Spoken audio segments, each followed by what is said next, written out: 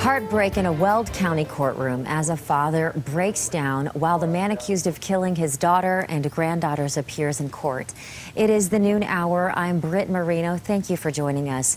This is a tough case for us here in Colorado to report on, and we can only imagine the pain the family of Shanann Watts is experiencing.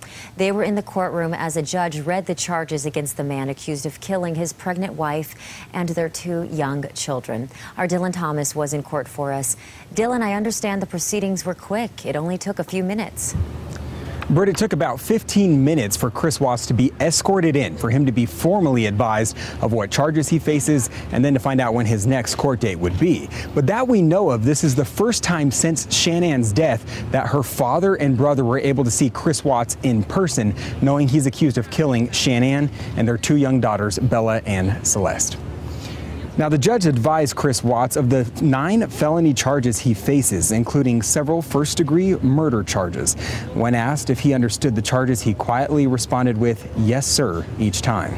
Sitting in the first row behind the prosecution was Shanann's father and brother. The father cried through much of the hearing, holding his hands to his face. Wearing red handcuffs, shackles, and glasses, Watts sat quietly as the judge told him he faces either life in prison without parole or the death penalty if convicted of the murder charges alone. Other charges, including tampering with a deceased body and termination of a pregnancy, would come with more time. However, the district attorney has not announced if he will seek the death penalty in this case, as he has almost 2 months in order to do so.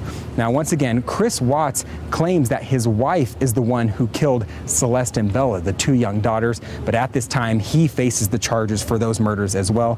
The defense asked for more time in order to prepare for that next court date, waiving their right to have it in the next 35 days.